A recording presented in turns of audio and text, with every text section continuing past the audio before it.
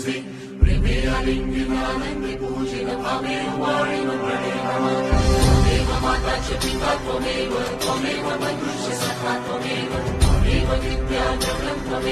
त्वमेव सर्वं त्वमेव देव कायेन वाचा मनसेन्द्रियैः बुद्ध्यात्मना वा प्रकृतिस्वभावं करोमि यत् सकलं परस्मै नारायण